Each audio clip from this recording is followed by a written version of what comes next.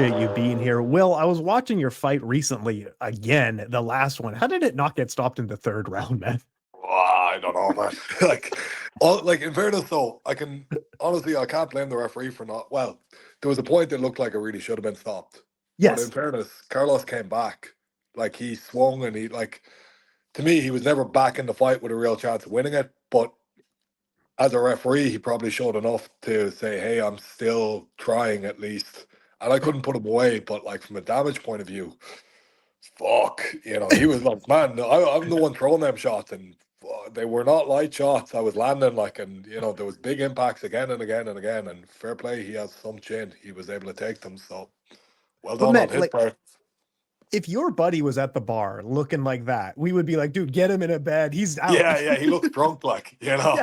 this guy is like he's had too many and he's swinging a few punches, like. But in fairness, every time I hit him, he stayed up, and anytime I thought like, sure, it's done, it's over, he would just somehow find something and come back a little bit. And maybe I needed to be a bit more ruthless and a bit more clinical. And like part of it is that like I could have just been a little bit more accurate, and it wouldn't have given him the opportunity to show that heart. So from that point of view, I need to kind of correct that. But look, fair play to him, he showed a lot of heart. Dude, and it was a great, great fight. Captured the vacant light heavyweight title, and now you're going two division champion, vacant Yeah, heavyweight title, bro. yeah, This is awesome. yeah. It's cool. Yeah, it's really cool. Yeah. No, like I kind of, I think it hasn't quite dawned on me. Like a few times during this camp, I've been like, fuck yeah, that's a very special, significant achievement. But on the whole, it's just like I was training for a 5 round fight. Literally, I fought on Sunday, and on the Thursday night, they called me and they were like, do you want to fight for the heavyweight? I was like, yeah, cool. So I went straight back into training for a 5 round fight. So, like, people are like, oh, your life must feel really different. And it's like, I'm training for a 5 round fight. That's what I was doing like right before I won the belt as well. So it feels really similar, but at the same time, I'm very aware of how significant an achievement this is, and I'm very, very determined to like show the work that I've put in and get myself over the line there, like, and kind of go out and make a good representation of the last 10 years of effort that have been put in, and I owe it to myself to go out and smash that, like. Man, and it's like it's a weird thing with fighters that I constantly notice is that you really can't celebrate those victories until it's done. Like this is your 9 to 5. Yeah. You can't celebrate it until Saturday is in the wraps, right? No, at all. Well, of course, look, obviously the fight's coming now, so now's the time you get out and you fucking prove what you are. So like I love these times though. That's the weird thing. Like to me, there's a hollowness once you've won a fight because the journey is over. Mm, You get me? They're like, yeah. okay, it's this sense of achievement and like there's lots of really positive stuff around all of that. But unless you have something else to now chase, you lack purpose. And the reason I love this is it gives you such an intense purpose, and it gives you like everything now has meaning. So this week in my life, every food, like, all of the training has real purpose and intensity to it. There's a real reason behind everything. And it's significant, like, it's very real. Like you get your ass whooped if you don't do this properly. Like, so, there's a good reason to be motivated. And then on Sunday night, the day after the fight, it's like, what do I have to do tomorrow when I wake up? Hmm. And like, look, I want to enjoy a couple of days. I want to maybe go out and fucking go. Like, I haven't seen the sun in weeks, so Well, well, it's well, Ireland. Ireland didn't Ireland have like 10 days of no sun or Yeah. something like that? Yeah, yeah. Thank God now there's been a few days with a little bit of sunlight since, but no, it's grim. Like it's Irish winter is shit. Like, so I want to go somewhere fairly sunny for a week or two after this and just reacquaint myself with what actual sunlight feels like. But no, without like I know that's gonna get very old very quick. And without like kind of an intense goal to chase, Mm, I feel a little bit hollow and pointless. And I need this in myself. Like, I need these fights. I need this thing, and I need it to become bigger and bigger every time. And like, I suppose that's how you prove to yourself that you're doing it right, that you're achieving things, and that you're like. I genuinely really love breaking down the sport and seeing what people are doing. Like, what can make me better, and I want to go in and try that thing and like get good at that thing then. And then this is the way you go in and prove to yourself, hey, you did that. You got better at this. So I kind of treat it like nearly an experiment of like, oh, cool, let's see if that worked, or let's see if this will work. And it has every time. And I'm kind of like, it's funny because I used to want this so badly, and I used to want to be like successful so badly. And it's now like, I still obviously want to be successful, and like, it means a lot to me to win these fights, but I'm more just approaching it with a kind of a curious mindset of like, hey, try this, see if it works. This could be a cool little style. Like, watch this guy. I watch him all the time. Like, and then it's like, break that down, see if that works against him. And if that doesn't, then try this and see if that works. And it's a powerful mindset because, like, you're never defeated if that's the case. You're never in that place. It's just like, try something different, whatever. And you're not really like, say you get hit up, you get fucking your ass whooped in the first round. It's like, okay, cool. Now try this. I kind of feel like it's very hard to beat someone who's just like not that attached to what's happening. They're just kind of observing it. And Mm. then you're like, I'm not going to do myself a disservice by allowing myself to get beat. Like, I know where to not go in this fight. So unless I make a huge mistake and allow my chin to be exposed and get caught heavy on that and all that, and look, that could potentially happen. That's, it's what makes it exciting. That's where there's adrenaline involved. But it's like, on the whole, I'm just kind of experimenting and figuring it out. And I'm like, I back myself to like be able to go in and make this quite beautiful and quite like I can put you away viciously in a very kind of aesthetic way. So we'll see. Like, Mhm. that's the thing. It's interesting, isn't it? Well, it sounds like you approach fights very analytically of like if my opponent does A, B, or C, I know that I'm doing X, Y, and Z. Is that kind of how you imagine fighting? Yeah. And then have you programmed, like, I don't want to be consciously thinking about that during the fight. I want to just Mm, flow and feel and be, you know. But I should have programmed like, if I'm been true to myself over the last 10 weeks or, the last 9 weeks, I think I've had to train for this fight, mm, then it's like you've programmed your brain to do all of those things. And number one is like, how correct was your programming? Did you choose the right things to go and do and to drill and to work on over the last 9 weeks? mm. And you'll find that out pretty quickly. And then, like, I suppose you do need to say, okay, this isn't working, change this. But otherwise, I should be able to take a back seat as long as I've done the work. So, like, just take a back seat and observe. And if you've done all of that the right way, it just clicks and it's like, boom, beautiful. So it's just ingrained in muscle memory. Like I've heard Should be. some fighters try to train reactions, but like you want muscle memory. You want to be drilling the same thing on the pads every day, right? Yeah, but like based off of how he's going to move. So, like, Mm, say with Langer, we like watched a good few of his fights, and it was kind of like, well, he's quite tall. Like, keeping his head up was one of the big things. So it's kind of like getting him to back away with his stance to like try to lean out. mhm, And I knew what shot I was going to try to throw once he started to lean out. And it was like, oh, I've created that reaction. Now I know the shot. So and it was quite simple, really. But you look at it, it's like, oh, that went perfectly. But yeah, I wasn't thinking about any of that stuff during the fight. It was like, oh, the programming worked really well. So what I programmed myself to do just happened, and it was like, oh, boom. So it was like, it paid off big time to go and watch that guy a hell of a lot, and then just drill certain things based off of what his probable movements were. mm, But stay taught off there. I've seen a lot of stuff that he does on a regular basis, but maybe he comes into this fight with something very different. Like, I'm mm, planning on moving very differently than how I've moved in my last couple of fights in this fight. mhm, It's going to be a different range. It's going to be a different style of attack. So maybe he's got the same plan. Now we have to adapt on the fly and see what each other's plan is. Or like, figure that out as we're going. And like, that's kind of exciting as well. But I think you've programmed your brain to do that anyway. You know what I mean? And I'm getting really up my own mhm, arse very analytical here, but like, mm. No. it's like, sure, if you've done your job over the last 10 years, your Mhm, brain just knows how to do all that stuff anyway. So mhm. it's like, just let that take over. And unless something's going drastically wrong, then you don't have to step in. Like, Man, yeah, yeah, man, it's so weird to hear. It's almost because there are some fighters who go in the cage and they're almost having a panic attack because fighting is a crazy thing to do. The scarier fighters are the weirdos like you who go into these fight or flight situations completely calm. You're like, no, I'm almost meditative when I go in there, right? yeah, but emotion isn't going, like, here's the thing. I used to care. Like, that's what I was kind of saying about like caring too much. Yeah. Like, you care so much, you have to stop caring. Mm, It's a funny one. It's like, if I'm emotionally attached to what's happening here, it's clouding me, right. you know? So that's going to stop my brain from reacting as quickly to things because emotion isn't really relevant at this point in time. Mm, Movement is. mm, You know what I mean? So fucking discard emotion for now, even though obviously it is a ridiculously emotional situation. Mhm. the result of this fight is going to affect my emotional state a lot. But right now, it's completely unnecessary to have any emotion. Like, as in, how the fuck is emotion going to help me? How the fuck is caring more going to help me react faster? So, have you programmed your brain to do this properly? Then just go in and react.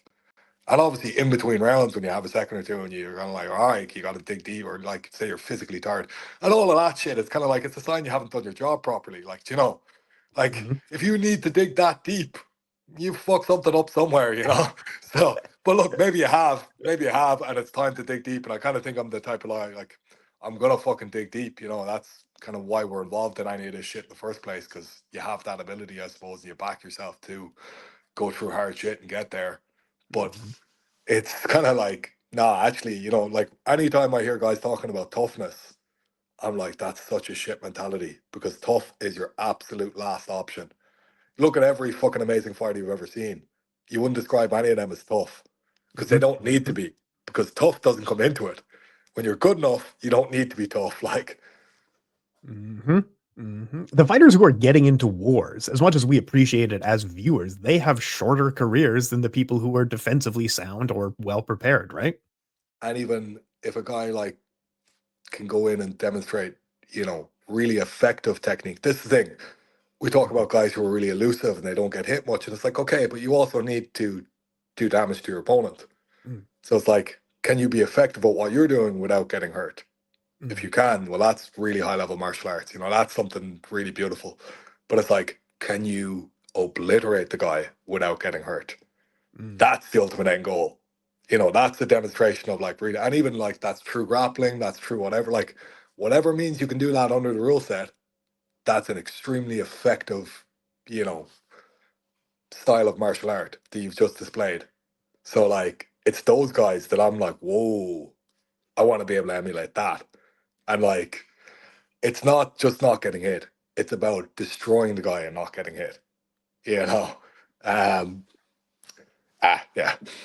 So that brings up a good question that people have been talking about for a few weeks about an old sparring partner of yours, Sean Strickland. He is so good at making opponents miss, but then he's Mhm. not following up and punishing them. It's like the hard part is making them miss. Now you can do the fun part, but like, how do obviously you've seen the fight Sean Strickland and Mhm. Dricus Duplessis, Yeah. and you've worked with Sean Strickland. How did you feel about his performance? Look, like I think it was the most like the first fight was very close. Yeah. That fight wasn't. You would give the decision to Dricus, obviously. I was also shocked at the amount of shit people gave him afterwards. It was kind of strange. If you look at his last five, six opponents, he's only lost to Dricus, and he's beat Izzy. He's beat Nasruddin Imavov, who's looking quite good right now. Yep. Uh, what was the other guy? Paulo Costa there was Sure. his last fight. Like, was an absolute freak athlete. Anyway, like maybe not the best technical fighter, but No, he sucks. Yeah. yeah, like he's an animal. Like, but like I think the guy's clearly got a very effective style for winning fights. Now, Mhm. is it the all-out war that he's talking about? No, maybe not. But at the same time, beat the guy. Like, who's beat the shit out of him? Like Trick has broke his nose, fair play to him, but that's the most damage we've seen him take in a long time. Pereira landed left hook, fair enough. But Mhm. overall, throughout his career, is like that's a very effective style, and he's beaten a lot of very, very high level guys with it.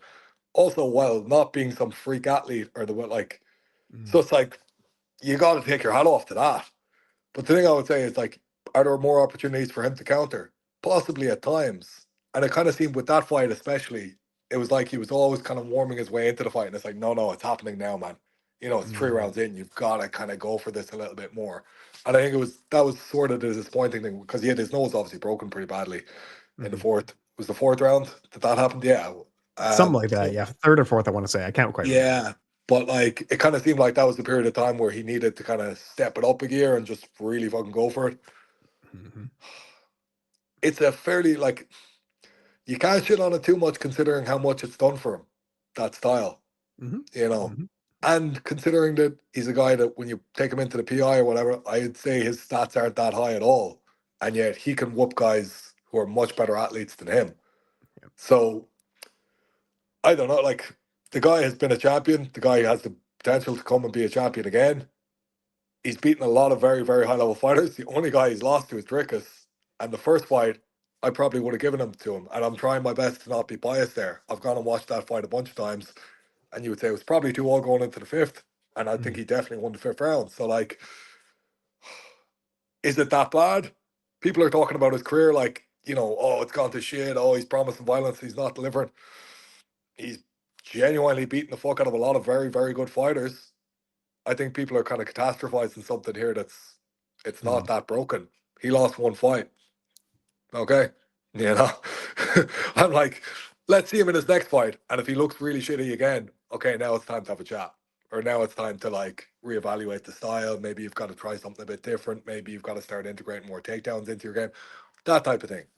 But to Mhm. me, it's like that style's been very, very effective in his last like, 6, 7 fights. And it's been effective throughout his career. Man, like I actually watched Sean fight Tom Breeze years ago. Mhm. And I really rate Tom Breeze. Tom Breeze is a very good fighter. Yep. And I was amazed that he was able to he basically broke Tom Breeze down over the space of that fight. And I really didn't rate him before that. I thought, he's not that technical. Like he's just marching forward. He's like that style. I didn't understand how that defense system works. But then I've sparred with him, and it's like shit. It is really hard to hit the guy clean. Mhm. You know what I mean? Even if you're quick, even if you're in and out, even if you're and he'll set things up on you. That's the thing. Inspiring. It's like what Nick was saying. It's like, man, why don't you just do a bit more of that? Because he can set up really good counters and he can land those big punches like he did on Izzy. He Mhm. was very close to finishing Izzy in that first round. It's more Mhm. like I don't think it's on any of us to shit on him. I think what Eric did was kind of not correct, especially as a coach. Look at the record. It's fucking good. The guy's killing it, on the whole. So he lost one fight. It's kind of like, okay, go reevaluate. Maybe it's an emotional thing. Maybe he needs to kick up the hole a bit, but that's to be done behind closed doors. And to me, nothing was that bad that it needs the whole fucking MMA community shitting on his career. Because on the whole, his career has been incredibly successful. Yeah. No, I think that's a great analysis and great breakdown. He is a kind of a workman fighter who's been incredible at like jab, shoulder roll, and teep kick, and those three moves are so incredibly effective that he's been able to master them and take it to the highest level in MMA. I've noticed your jab is impeccable as well. Cheers. Was this training with him or was that self taught? No, I've worked with a couple of different guys over the last few years. Owen Pluck is a guy in our the high Mm, performance team here in Ireland. So we've quite good boxers, even our Olympic boxers. The only thing we win medals in, like rowing recently, and now rowing, yeah. boxing. But yeah, throughout our history, boxing is the only thing we really win medals in. So I've been working with some of the high performance team, and specifically Owen Pluck and his class. So he's just kind of got me to whip the jab a little bit more, a little bit looser from the shoulder, and kind of obviously the back foot power in it, but popping in with it. And Mhm. then there's a coach here I work with, David Jones, and then there's my main coach who's going to be in my corner, Narius. And I've just been doing a lot of pads with those guys for the last 4 or 5 years nonstop. So I used to do pads maybe twice a week. I probably do 10 or 12 pad sessions a week now, and it's killing me because my forearms are always wrecked just from curling the wrist to punch and Yeah. for those impacts. But it does show it's you can see there's just a sharpness and a speed and a reactive speed there. It's like anything, you want to get better to just keep doing it, keep kind of trying to expand your skill set within the thing. Um, I Mhm. like I noticed with Sean though, it's Yeah. the jab has no tell at all. You don't see anything happening before the jab. Yeah. So it's just dumb and it's touched you. And it's not particularly you're wrecked after it's hit you, but he's Mhm. now setting the rhythm and you're not. And I think that's what seems to break a lot of guys down. And you're saying oh well, it's just a jab and a teep kick, and he walks forward and his shoulder roll. But it's those things done at the right time, and you not being able to counter exhaust you. Yep. And then you can have all the beautiful technique in the world, but if you're not able to use any of it, you become a little bit, oh shit, what am I doing here? And now you start to panic. And they're done he's got the mental energy going forward in the fight. So I've seen how really high level guys like Nasruddin Imavov, Yeah. like really good striker. Looks beautiful when he's moving around against the right guys.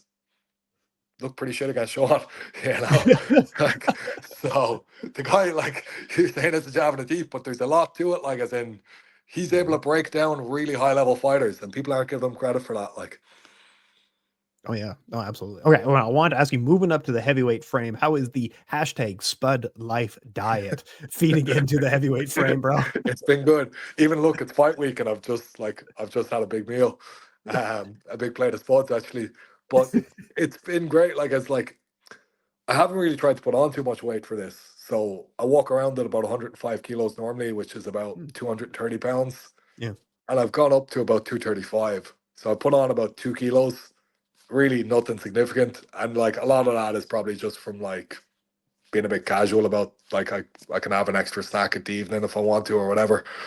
Mhm. So I haven't consciously tried to gain any weight for this. It's more just staying athletic, staying like I'm more like as who I am, I can beat up a lot of heavyweights regardless, you know. Mhm. So keep the frame that you have. And if I'm going to fight a guy who's 120 kilos or 130 kilos, yeah, maybe you need to like do a little bit more work and strengthening your hips and being able to defend takedowns, that type of thing. For now, I feel like I'm more than able to whoop most heavyweights' asses. So like, and I know that like I'm already light heavyweight champ, so I've got to go down and defend that belt. So I don't want to put on too much weight because it's going to make cutting again that bit of a pain in the ass. So I know that like putting on 5 or 6 kilos is just going to make things harder long term, you know? Oh man, yeah, yeah. Especially if you're defending both belts. Now, you also strike me as a guy, given our age is, you and I. Uh, Yeah. you were a Pride FC guy growing up, I imagine. I like, so I didn't watch at the time retroactively. So I Yeah, got into MMA. We used to have a channel called Bravo on Sky Sports. So from about 2004 onwards, I was watching UFC. yeah. But obviously, they never talked about Pride, and I wasn't like buying magazines or I wasn't into. I used to just watch the odd UFC card on that. Mhm. And then it was about 2008, 2009 when I actually started to get into the sport. And then it was like 2010 by the time I started to compete. But from that, Pride was already gone. And all I could do was go back and watch old Pride fights. So I never Mhm. watched Pride as it was happening. I watched it after it all happened. Oh yeah, man, absolutely, absolutely. That era, 2004 to like 2008, was so much fun in the UFC though. That was absolutely awesome. You got like Matt Hughes to George St. Pierre. You got Randy Couture's fighting Tim Sylvia's. What a fun time that was, man. Well, it was just much more back then, to be honest. It kind of seemed like whoever was coming up was the guy, and it was he's the champ, he's the whatever. Whereas now you've got guys like Bilal, and everyone's shitting on him, even though he's the champ. And you're Yeah. like, he just went in and destroyed Leon Edwards. And I think Leon Edwards is an amazing fighter, and nobody's giving the guy any credit. People are calling him a bum and whatever. And it's like, did anyone watch that fight? He was amazing. He was like, I didn't rate him before. Like, look, I thought he was a decent fighter. Obviously, like he's beaten a lot of really high level guys. But Mhm. it's kind of crazy to me that somebody can go out and be a champion and still be called a bum. Like, and it's something that it's like, come here, can we not at least give the guys who are at the top of the sport a bit of respect and say that they're high level fighters at least, you know? Man, okay, if you were a top 5 in the UFC in like 2007, 2008, you would be a big deal. Now you can, like you say, get to a championship and still not feel like you're a star in this sport. Like I ran into Thiago Alves once at a fight event and I was starstruck. And this was a contender one time in the UFC. You know what I mean? Yeah, yeah. But like, it feels like guys 15 years ago were venerated, or like, there was Hmm. a level of like, whoa, this guy's a really high level martial artist. He's a lot. And guys now have way better skill sets. And I'm not trying to shit on any of the old guys because look, the sport has evolved, and the skill set you're expected to have to be able to compete is obviously just bigger. Yep. But like, you go back and you watch those old fights, you're like, some of those guys actually weren't that technically well versed, And they're like, and the level of respect they were given, and the level of respect even the commentary and the narrative around the UFC used to give them. Yeah. And then you look at guys now, and you're like, these guys are incredible. Like even guys on prelims of cards, Yeah. and you've got DC kind of big brother, and I'm be like, this kid, and it's like, man, that's a 28-year-old man, and he's an absolute beast, right? And like you're calling him a kid, and you're telling him about what he needs to do a little bit better. It's like, look at fights 15 years ago. This guy's way better than any of them guys. They were the guys that you were like, oh, he's incredible. He's the best ever. Yeah. I just find it a little bit bizarre sometimes. I'm like, were you guys watching this like a couple of years back? Because guys were shit and you were like, they're amazing. And now guys are amazing. And you're like, yeah, this kid, kid needs to work a little bit. Kid's got to integrate the wrestling. Kid's got to do this. Even like the term kid, Yeah. it's just like, come off it. Like, that's a fully grown man and he's going in whooping ass, Oh, I know. Man, I completely agree with you. This is such an insane sport that like even just getting in the cage, even just reaching a high level like the PFL, a Combate, an Octagon, requires so much dedication. Like, fans should be jumping for joy. Like, these I, guys, it's an incredible thing. I think it's kind of funny in the fact that you've now become like, when I got into this, it was about fighting. Yeah. It's now about, what's your shtick, what's your celebrity Yeah. status, what's your, I know. and like, look, I can understand that because ultimately it's a business, it is entertainment, and Mhm. there's no two ways about it. This is kind of like partially sport, partially entertainment. And it's a funny one in that instance because, like, if you're the best boxer in the world, there's a fascination regardless. Yeah. Whereas, and it is still the same for MMA. If you're the best martial artist in the world, there's no debate about it. There's a Right. fascination regardless. Like, look at Kamsat. Like, he does have a massive, like, his personality. But the Mhm. fact everyone got obsessed with him because it was like, look what he can do to people, Mhm. and people, you can see that. And that is just much more fascinating than a Colby Covington or somebody who just wants to talk or do. So, Mhm. like, that still exists. But even now, the fans expect you to have like a shtick. I know. And I just think that's fucking ridiculous. Yeah. Because it's like, no, man, I got into this to be who I am. I didn't want to be anybody else. I didn't want to pretend to be some character. I'm not a wrestler. I'm not some professional, like, oh, I'm the bad man. Oh, like, I got into this because I wanted to be really good at fighting people in a cage. And I feel like I am really good at fighting people in a cage. And I don't like, look, I want to sell the fight. I want people to show up. I want to make as much money as possible. But I think what's fascinating about that is there's a guy from South Tipperary who got really invested in this sport, came and has managed to somehow be fucking one of the best fighters in the world. Like, is that not fascinating? It's like, if Yeah. you just show my story and show what I am and show who I'm about, that's pretty fucking interesting. I don't need to, like, me pretending to be something else is going to be a lot shitter and hollower than that. And even Mhm. I think when you get two guys who are like that, who are driven and like chasing being the best, those are by far the most interesting fights. Whereas when you get a guy who's like trying to be famous, even if they're quite good, and you put them against a guy who's really driven, it's always the driven guy that you give more of a shit about. Mhm. Nobody, like, even like, look at Cejudo. He was an incredible athlete. Like, he was Mhm. class. And yet it never really caught on.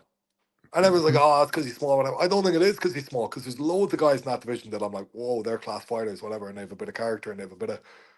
But it's like, you know, even though like he was just trying to sell you something that you didn't want to buy, and it like the King of Cringe thing, it was like, oh man, Yeah. I'm not. I'm actually interested in watching you fight more than I am interested in you talking shit.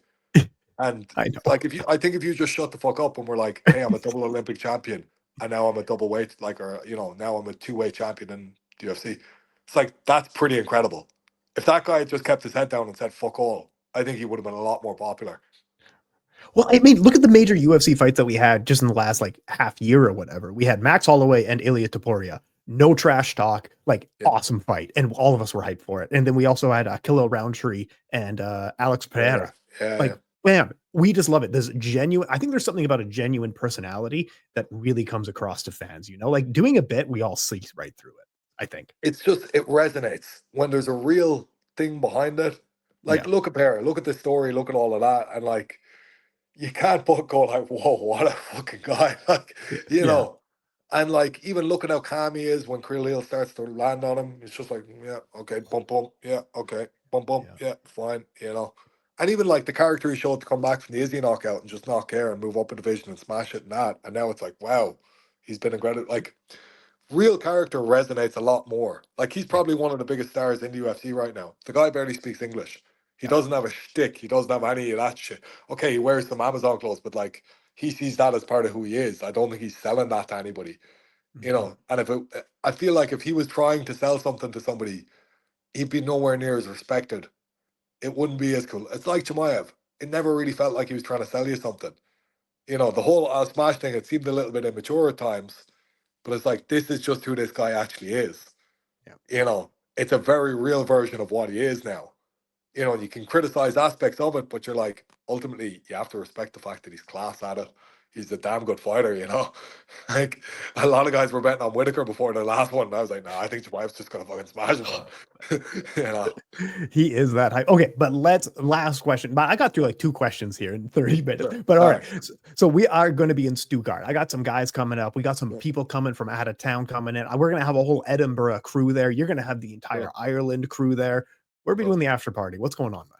I have no idea yet, but I'm Come definitely on. like, yeah. So I'm getting pissed that night regardless, and I'm gonna try a few. Like, I like German beer in general, so I've had a good few German beers over the years, and I plan on trying some of the local shit, whatever that is. But wherever the good beer is, I'm going there anyway. So And we got Frimpong. Is Franz Malambo coming? no, he would like. I would love for a fan. He's a mad visa situation going on, man. Oh, I bet. Yeah, that's right, too. Yeah, so it's right. He's lived in Ireland since he's 9 years old, but he's not an Yeah. Irish citizen somehow. It's Well, crazy. Like the guy's got a strong Dublin accent. I know. I know. Yeah. It's absolutely mental. But he's got a so he can't leave Ireland because if he does leave, he might not get back in.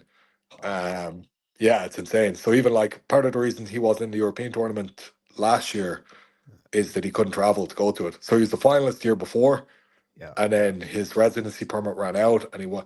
Look, I don't know the ins and outs of it, but he wasn't Yeah. able to renew it in time or whatever.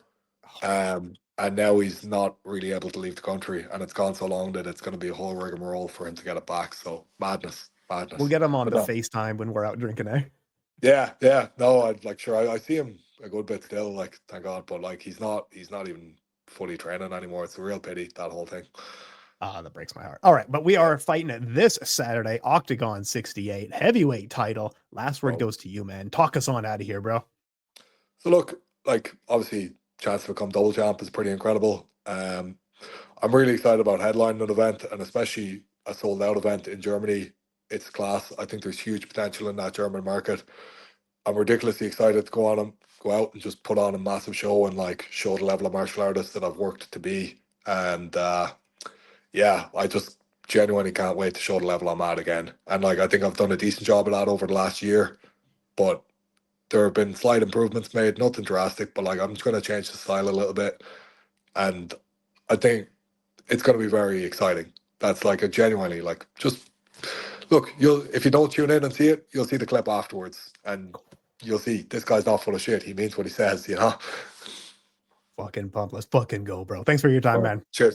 Make sure to subscribe to the LowKick MMA YouTube channel for all the latest news, event previews, and interviews with some of the biggest stars in MMA.